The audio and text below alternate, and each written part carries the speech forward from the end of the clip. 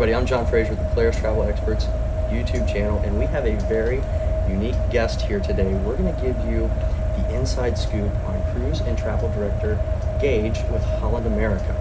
So welcome to our YouTube channel. Thanks. I'm excited to be here. Awesome. Answer any questions. And I didn't tell you the other day, but we actually put something out on our Facebook page, and we asked all of our friends and family and customers what questions they wanted to ask as well. So no curveball. Now I'm nervous. Yeah. So the first question we have is, how long have you been a cruise director? Yeah, so I've been doing this job for 2 years. 2 years now. So before this, I was a TV reporter in Savannah, Georgia, Atlanta, Georgia. But yeah, I just been doing it for 2 years. Thought I would do it for 4 months, see how it goes, and now we're significantly past that point. So it's been great. What is a CV reporter? Oh, what? What type of reporter were you? Oh, I was a TV reporter. TV reporter, Yeah. Got it. Okay, I Yeah. thought you said CV. No, That's one I haven't CV heard would of. be interesting too. Yeah. No, I was a television news reporter in Savannah, just general assignment, and then moved to Atlanta. I was a state house reporter there. So yeah, it's been crazy. So you were a job. celebrity before you became a celebrity in Holland. Yeah, local celebrity Georgia moved to shipboard celebrity middle of the ocean. So Very definitely interesting. What inspired you to become a cruise director? Yeah, so that's a really good question. I think that the main thing that inspired me was my performing background. Growing up, I did music theater and all throughout elementary, middle, high school. For 2 years, I was in the national cast of Les Mis. I was Gavroche, which is like the little boy in there who he dies in the show, which I guess everyone in Les Mis dies, so it's not really that special. But I did that, loved that, grew up 2 years traveling around the United States with my mom. After that, came home, just did regional theater, really fell in love with it, but ultimately didn't want to go into that. But I still loved like performing on the stage and talking to people. Went into broadcast journalism, thought this would be like a nice middle ground thing, and it was. But I missed that connection of being with people in real time, because in that you're just talking to a camera and you don't get to see the people that get to interact with it ever, which is not as exciting. So I found this job and I thought this would be perfect. It was at the beginning of the end of the pandemic when the ships were coming back, and I thought I'd always kind of been intrigued working on a cruise ship. I thought that would be really interesting and be like a whole new lifestyle. So I applied for a couple, interviewed for a couple, auditioned a few times for a few, and got all of them. And I was like, this is a sign that I should change career paths. And ultimately jumped on board Holland because it just had the best culture, the company, the people. But I went up to my news director and she's like, so are you renewing your contract? Are you going to a new station? What's your plan? And I'm like, well, I'm actually going to go work on a cruise ship. And she was like, oh, wow, that's interesting. So, yeah, it was definitely a spontaneous thing to do, but it's definitely one that I'm so glad I did. I can definitely see that background come through in some of the presentations you made on board, which were really good, which we'll talk about in another video. This is one question from, I think, the people who are here, our production crew, who you can't see here in the background. What does your family think about you being a cruise director? And there's a part 2 to that question, is do they ever get to come and visit you? Yeah, so that's a good question. So my family was so beyond excited when I initially took the job. They were very, very pumped about it. Now, the only person who was initially apprehensive was my mom, because she would like me to stay home. I'm from Louisville, Kentucky. She would want me to stay as close to that as possible if it was up to her. So when I went to school, I went to IU, Indiana University. It was about 2 hours away. She was like, oh, why don't you just stay here for school? Then I moved to Georgia, Savannah. Then I moved to Atlanta. She was like, oh, you're just trying to get further away from us. And then I got on the ship, and she was like, well, now it's super far. Like, so she's the only one. But now she actually she's been so supportive and very happy about the whole thing. But she wishes I was closer. But luckily, now she's all game for it, because last week, both my parents came on board. They loved it. They had so much fun. I get to bring on friends and family occasionally, and they can either stay in my room for free, or I can get them a good discount in the rooms on the ship. But they had so much fun. They became friends with everyone on board. So they were telling all the crew like stories about me. So I was like, maybe this was a bad idea. Maybe I shouldn't have invited I was gonna them. say, are you worried that maybe you're gonna have to like edge them out at Oh, some point, yeah, or they're I'm just like- want to stay on forever? Oh, she asked. My mom said I can stay on next week. I'm free next week. They were on spring break because my mom works for the schools, and she was like, I can stay. And I'm like, I'm a little busy. Like I love you. But yeah, it's been so fun. They're all so supportive. Everyone loves it, and it's just such a unique job. I get asked so many questions about it from people back home who just want to understand because they don't know anyone who works on a cruise ship. So it's definitely unique. But my mom's coming back in Alaska in a couple weeks. So this was just decided last week when she was on board. She said, I love it, I'm coming back. And I said, okay, well that's okay with me. So yeah, so she'll be back. Well, I'm sure she's gonna love Alaska. Oh yeah, it's definitely one of the most beautiful places I've ever been. And she's never been. So I'm excited to show her a new place. So that's very exciting. Awesome. Well, maybe she'll get to, within some kind of reason, get to travel the world with you again. Oh, Since you yeah. spent all that time traveling together. She oh yeah, because we've jumped around the U.S. and Mexico, Canada. Yeah. But she would love to. I just went on a trip previously and she wanted to go, but she didn't have enough time. But my next break, she's going to be off because it's going to be in the summer. So who knows, maybe she'll tag along. Yeah. Well, that's awesome that you get to do that. Yeah, it's fun. So you mentioned that people are always curious. So what is a day in the life of cruise director Gage? Yeah, so my days are very different depending on if it's a port day or if it's a sea day. So for the entertainment department, for my job specifically, sea days are very busy all day, every day. Pretty much events scattered throughout the day because we're supposed to clearly entertain everyone on board. So give you a rundown of what I do. I wake up at about 7 o'clock in the morning usually. I go get breakfast in the Lido upstairs at buffet. I do that every day.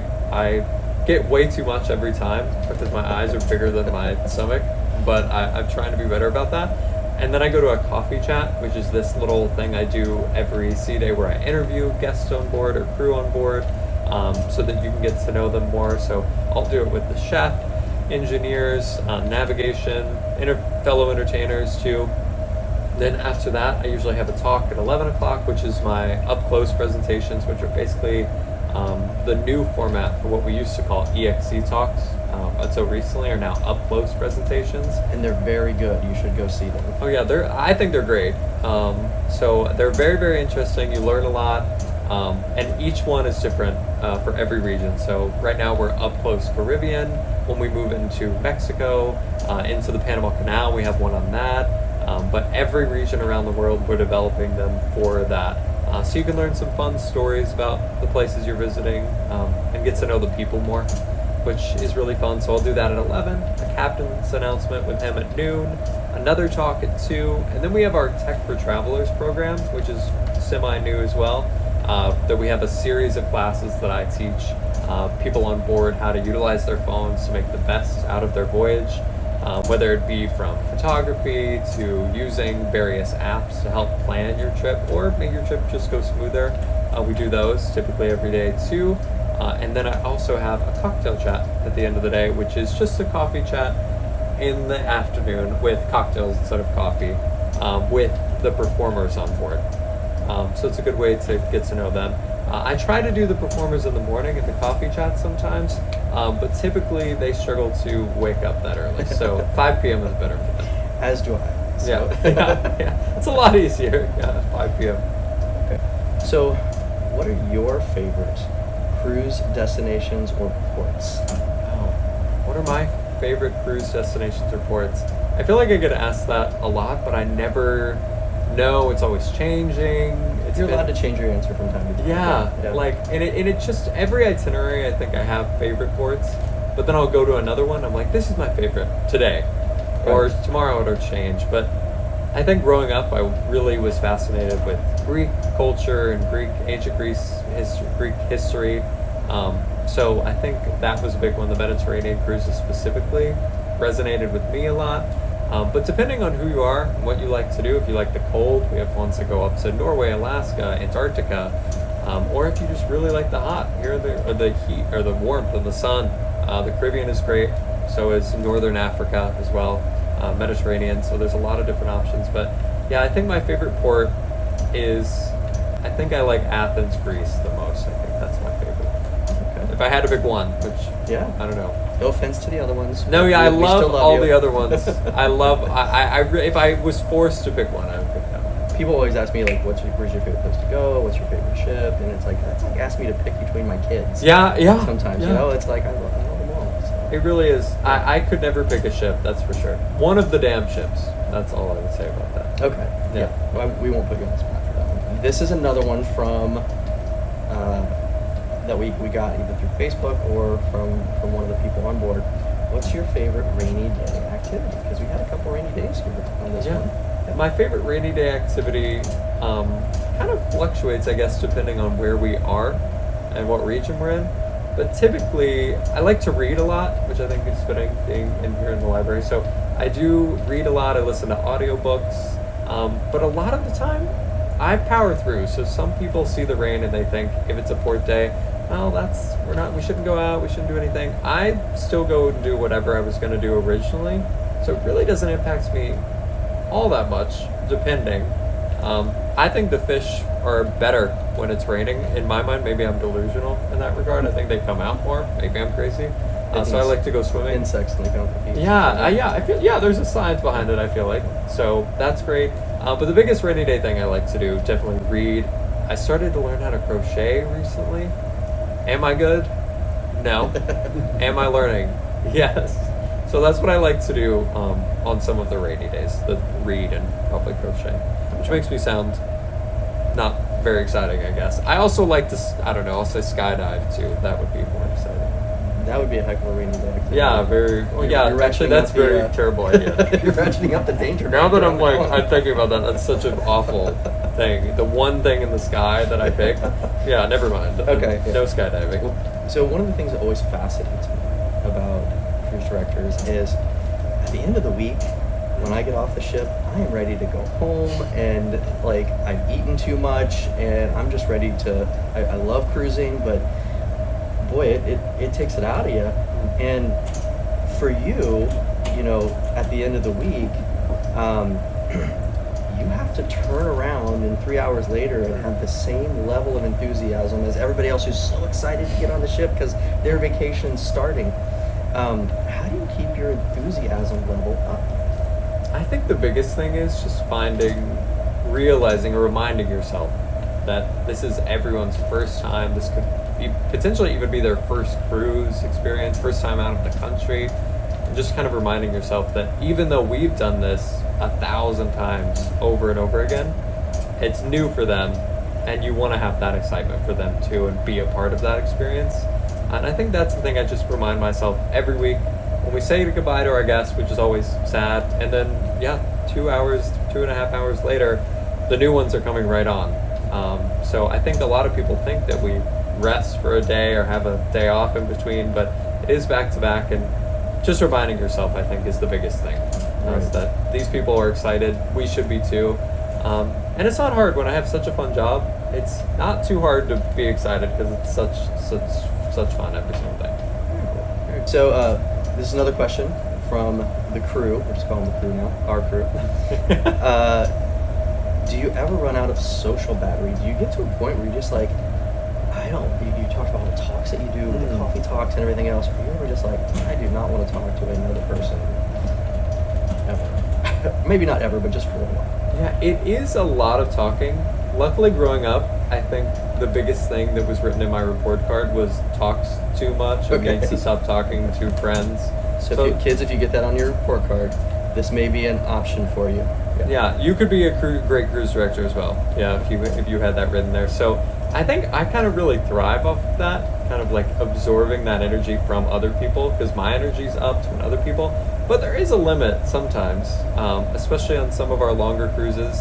It might just be non-stop sea days over and over again. So sometimes at the end of the day, I do like to just recharge and be by myself in my room and watch a movie or read or learn to crochet like I'm currently doing, which is not going very well, but I'm learning.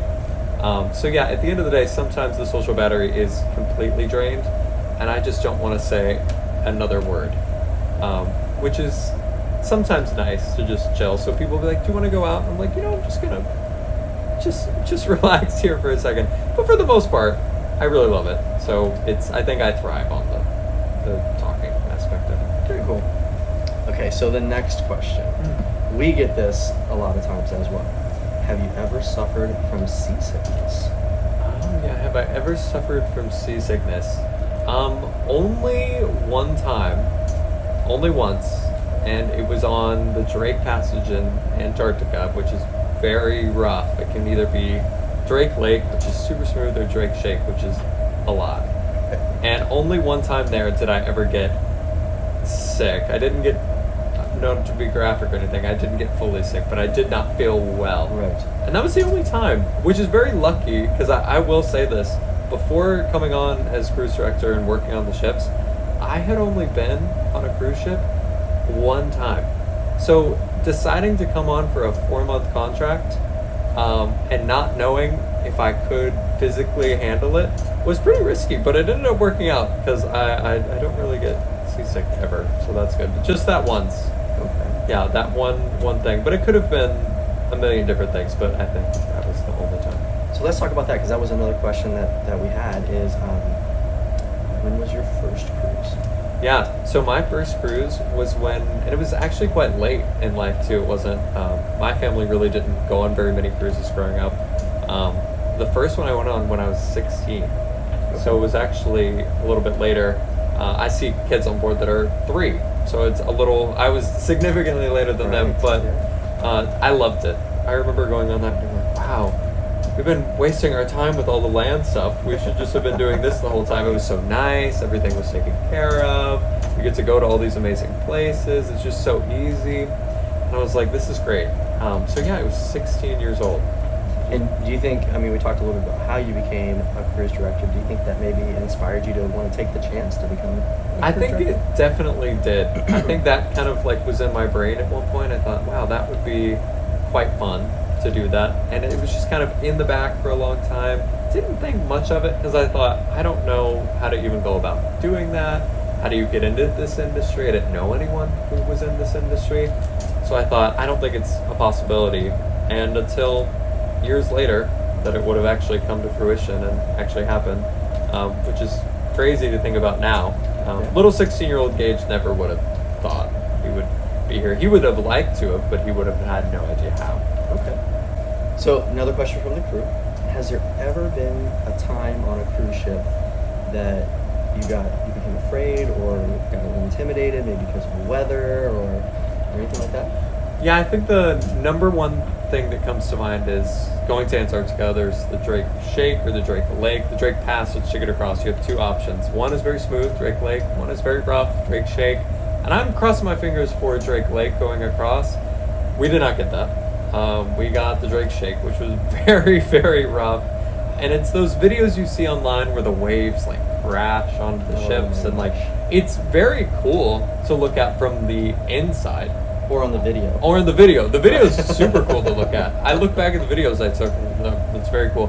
Experiencing it is kind of wow, you're in one of the most isolated places on Earth, which is cool within itself, but also somewhat scary, with massive, massive waves. So definitely was a little scared there, but put a smile on, so no one knew. But we're more than safe, but it does kind of remind you of Pirates of the Caribbean, where they're kind of crashing in these storms. So it is very much like that. So that's the one instance. And just for everybody out there watching, if you're not familiar with cruising, that is not the norm. No. So, Yeah. It's very safe. I tell people all the time, with the modern ships and the stabilizers and everything, most of the time you don't even feel it. Oh yeah, that is the outlier. Right. That is the roughest place on the planet. So that's very, very different. 9 times out of 10, even 10 out of 10, it's very, very smooth, very, very nice. So Okay. yeah. So again, another question from the crew. Yeah. And this is a very interesting one, because I never thought about it. Are you able to order from Amazon working on a cruise ship? Yeah. How do you get your Amazon packages? Do they pull up in a little truck by the cruise ship, or? they have a drone maybe? Oh yeah, drone would be great. Yeah, maybe in a year or two they can just drop it, little drones right on the ship, even in the middle of the ocean. That'd be super nice. No, yeah, we can order anything on Amazon. Anything can be shipped to us here on board. So we ship it to our home port, wherever that may be at that time. Okay. Fort Lauderdale is where we currently are. So they ship it there, and then every week they drop it off on the ship on the first day. So it's kind of like Christmas every week. And then especially on the longer voyages, you start to order things, but then you don't get them for maybe 3 weeks if you have to wait. So you kind of forget that you ordered these things. So it really does feel like you're getting gifts from someone else, which is kind of nice. But yeah, they drop everything off to the ship, which is super convenient, so we don't have to go out and find anything. So. Have you ever ordered anything, forgot you ordered it, and then it comes and you're just like, yes? Oh yeah, I actually last Halloween, I ordered a whole Halloween costume online and forgot about it because we were on a 2-week cruise because it was like the first day. And then I went out in one of the ports and bought a Halloween costume. And then the Halloween costume came and I was like, oh, I don't know what to do. So I just wore both the day of, so I had two. I got to switch swap, which was fun. Extra cool. Oh yeah, it made me look very prepared. So even though it was a complete accident.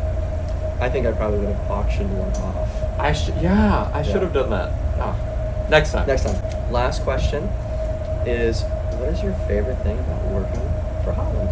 My favorite thing about working for Holland is definitely the people, just the sense of family that we form on board the ship. It really is nothing like anywhere else that I've ever experienced or anything that I've ever experienced. Because coming on board is scary. When you first join the cruise ship industry, you're away from your family, your friends, everything you know at home. But coming on board, you find this sense of community so quickly because everyone's in the same boat, or ship, I guess, as you.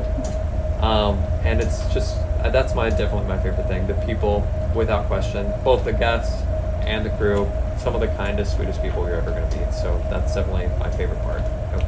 Awesome. Well, and I can tell it goes all the way through. I actually have my Holland attitude of gratitude shirt on. So thank you so much for taking time to share a little bit about yourself today. And I want to thank everyone at Holland for letting us use the room, my awesome BDM, Tony Rowland, for getting us connected here. And you should definitely come on board soon, find out where Gage is going to be, and because he's an awesome cruise and travel director. And his talks are incredible. Make sure you don't miss those. And how can they find you if they want to go on a cruise that you're going to be on? Is there a way that they can tell if you're going to be their cruise director? Yeah, that's a really good question. So if you want to know what cruise I'm going to be on next, or just keep updated on my journey both on the ships and off the ship as well, you can follow me on social media at Gage Gryffindor or on my website at gagegriffin.com. So I hope to see you all there virtually. Awesome. Thanks. Thanks.